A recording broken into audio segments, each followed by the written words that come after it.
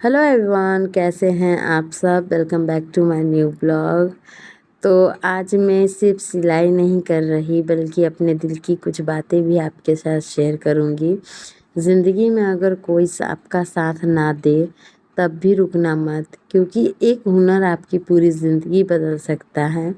तो चलिए सिलाई करते करते बातें करते हैं। तो दोस्तों, यहाँ पर मुझे ब्लाउज सिल रही हूँ दो। मुझे सिल के देना है अर्जेंट ब्लाउज, और इस ब्लाउज में ना मैं पैपिन भी लगाऊंगी। तो हर दिन की तरह दोस्तों, आज मैंने अपना सारा काम निपटा लिया है और मैं सिलाई मशीन के पास बैठ गई हूँ।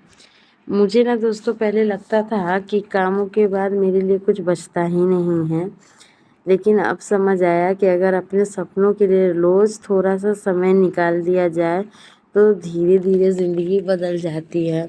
पहले ना दोस्तों मैं दिन भर सोया करती थी, मेरे पास कुछ काम ही नहीं रहता था, तो मैं दिन भर सोया करती थी। और मैं जो हूँ ना, मैंने ब्लाउज सीखा नहीं है सिलना। मैंने कहीं भी ट्रेनिंग नहीं ली है। मेरी माँ है ना, वो ब्लाउज सिलती थी तो बस उसे देखकर मैं सिलती थी।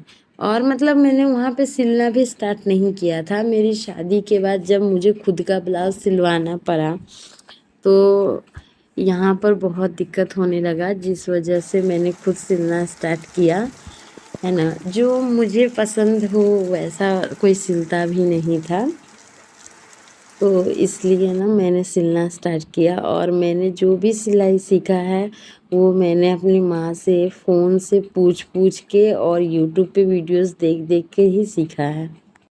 एक समय था दोस्तों जब मुझे ना ये सिलाई करना बिल्कुल पसंद नहीं था। मैं सोचती थी कि ये काम ना मेरे लिए नहीं है, लेकिन ज़िंदगी ने मुझे ना यही रास्ते पे लाके खड़ा कर दिया है। जब मेरी माँ कहती थी ना सिलाई कढ़ाई सीख ले, तुझे काम आएगा, तो मैं हमेशा कहती थी कि नहीं, मुझे नहीं करना, मेरे से नहीं होगा।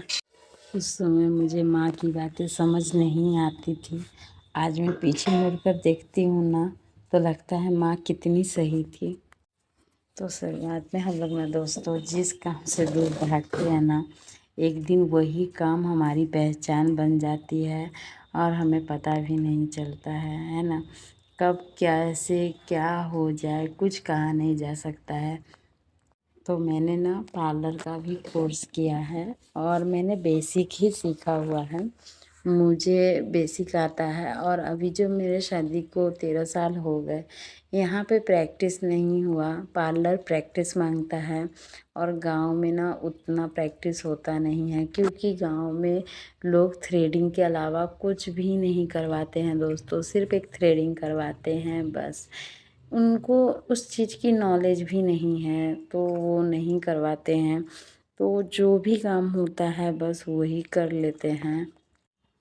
लेकिन सिलाई के लिए कोई प्रॉब्लम नहीं होता है। सिलाई के लिए बिल्कुल मतलब कोई दिक्कत नहीं है। सिलाई यहाँ बहुत चलता है और मैं अभी बहुत सालों से यहाँ पे सिलाई करती हूँ ना, तो इसलिए भी बहुत ज़्यादा चलता है।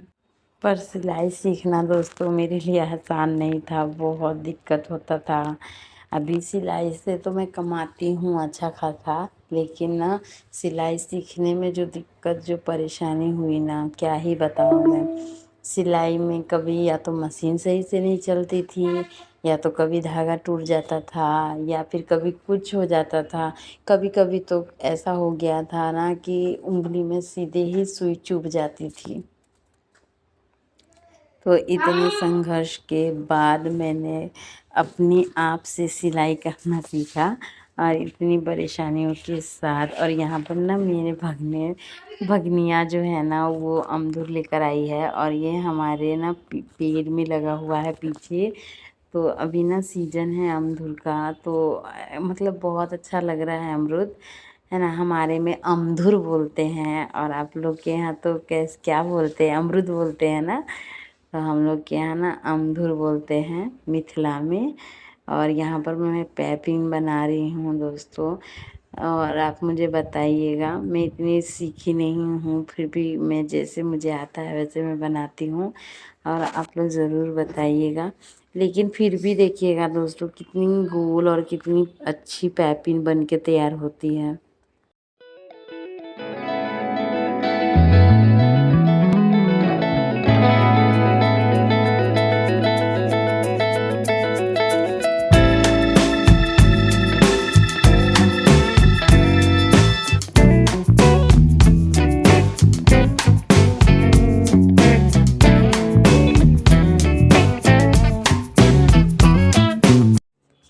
देखिए दोस्तों, यहाँ पर बातों बातों में ब्लाउज़ सिल गया है और अभी ना यहाँ पर गैपिंग बन गया है और मैं यहाँ पर अभी कुर्चा लगा दूँगी। तो ये ब्लाउज़ रेडी हो गया है ना। और अभी ना मैं यहाँ पर फिर एक ब्लाउज़ सिलूँगी, तो वो भी मुझे आज ही देना है, तो इसको मैं रेडी करके रख देती हूँ। और इसका जो हुक आए होगा ना वो मैं बाद में करूँगी। और यहाँ पर मुझे एक आकाशी कलर का ब्लाउज़ भी सिलना था, तो वो भी मैं सिलूँगी। और यहाँ पर ना मैं पार्लर में रहती हूँ ना, तो बच्चे लोग ना मेरे साथ रहते हैं और वो लोग ना अपना वीडियो बनवाते वगैरह रहते हैं। तो वो लोग अपनी ही बदमाशी में लगे हुए रहते हैं और पीछे अनुष्का भी बदमाशी करती है ना। तो यहाँ पर बच्चे लोग रहते हैं तो सब देखते रहते हैं, तो इसीलिए मैं अपना काम में लगी रहती हूँ। दोस्तों, अगर आपको मेरी कहानी से कुछ सीख मिली हो तो ज़रूर मुझे कमेंट में बताइएगा। और मेरी गांव की वीडियो आपको कैसी लगती है ये भी मुझे ज़रूर बताइएगा। और है ना, और अगर आप कुछ सीख रहे हैं तो उसे मत छोड़िएगा। जो भी आप सीख रहे हैं उसे ज़रूर सीखिए। कब किस काम की ज़रूरत आपको पड़ जाए ये कोई नहीं जानता है, इसलिए आप जो सीख रहे हैं उसे मत छोड़िएगा। तो मिलते हैं नेक्स्ट ब्लॉग में।